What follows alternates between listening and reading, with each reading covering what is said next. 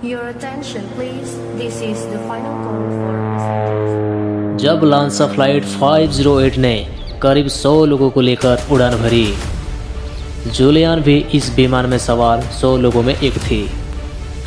सब लोग अपना सीट बेल्ट बांध लेते हैं और फिर वो प्लेन उड़ान भरती है। सब कुछ सही चल रहा था, तभी कुछ घंटों बाद एक मुसीबत आ जाती है।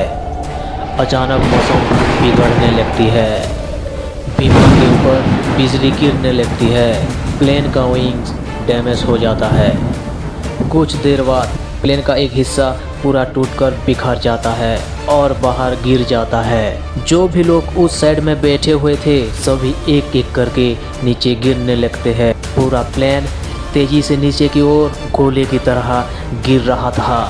जूलियाना के पास इतना टाइम नहीं था कि कुछ सोच सके। जिस हिस्से को पकड़ा हुआ था वो भी टूटने लगा और कुछ समय के बाद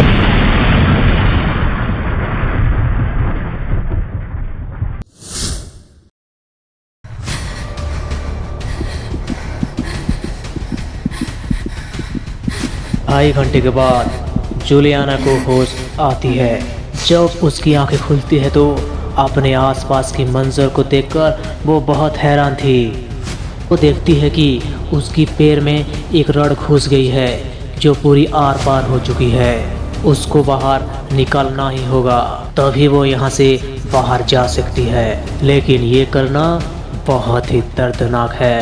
अपने मुंह पर कपड़ा दबाकर रॉड को बाहर कर लेती है और बहुत दर्द के कारण बहुत ही चिल्लाती है, लेकिन उसकी मदद करने वाला कोई नहीं। कुछ समय के बाद जूलियाना कमज़ोर होने लगती है। उसे नहीं पता है कि आगे जाकर मंजिल कहाँ मिलेगी। फिर भी जंगल से बाहर निकलने के लिए आगे बढ़ती है। इसी दौरान वो एक दलदल में गिर जाती है। चोट लगने की वजह से उसके अंदर इतनी ताकत नहीं थी कि बाहर निकल सके। फिर भी वो कोशिश करती रहती है। लगातार कोशिश करने के बाद एक पेड़ के सहारे बाहर निकल जाती है।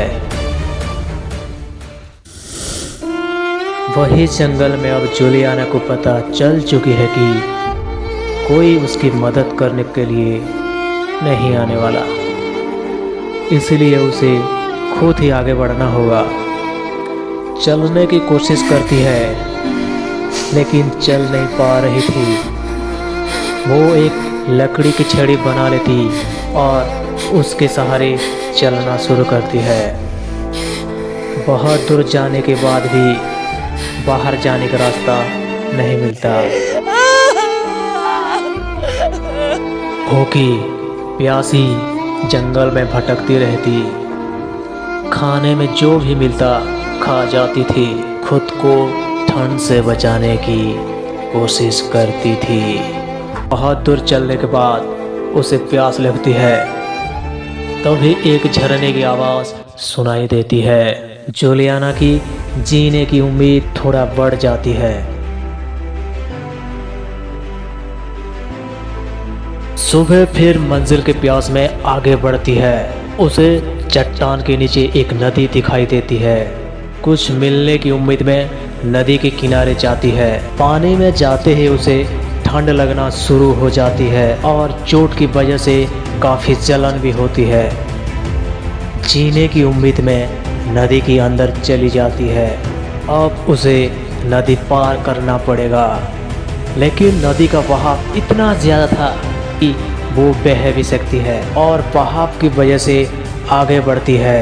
लेकिन उसकी किस्मत बहुत ही अच्छी थी। थोड़ी दूर जाने के बाद वो एक लाश देखती है।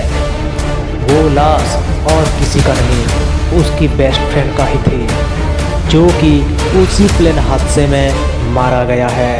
जूलियाना उसके पास जाती है और गले से लगाकर खूब रोती है। जूलियाना उसे बहुत प्यार करती थी, लेकिन कभी बताई नहीं थी। ये मंजर काफ़ी खौफनाक थी। जिसे आप बहुत प्यार करते हो और वो आपके सामने मरा हुआ हो, तो आप आइडिया लगा सकते हो क्या बीतती होगी। जूलियाना की हालत बहुत खराब होने लगती है, बहुत रोती और बहुत चिल्लाती भी है। फिर अपने आप को संभाल के उसे अलविदा कहती है। तभी एक हेलीकॉप्टर की आवाज़ सुनाई देती है, जो कि सर्च ऑपरेशन के लिए भेजा गया था। जूलियाना वो आवाज़ की तरफ बढ़ने लगती है, जैसे तैसे करके फ्लेवर को शूट करती है, जो कि एरोप्लेन की मलबे में मिला था। फाइनली वो ऑफिसर उसी स्मोक को देख लेते हैं और उसकी तरफ आगे बढ़ते हैं। देखते हैं कि जूलियाना जिंदगी और मौत के साथ लड़ रही है। उसके पास जाकर रेस्क्यू कर लेते हैं। वो लोग उसे फौरन हेलीकॉप्टर पर लेकर जाते हैं।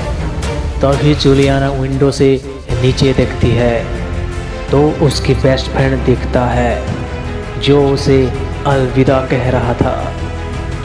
उसके चेहरे पर एक स्माइल यकीन दिला रहा था कि तुम एक बहादुर लड़की हो। एक कहानी से बहुत कुछ सीखने के लिए मिलता है दोस्तों। हार कभी मत मानिए, खुद को मजबूत बनाने के लिए लड़ना सीखिए और कोशिश करते रहें।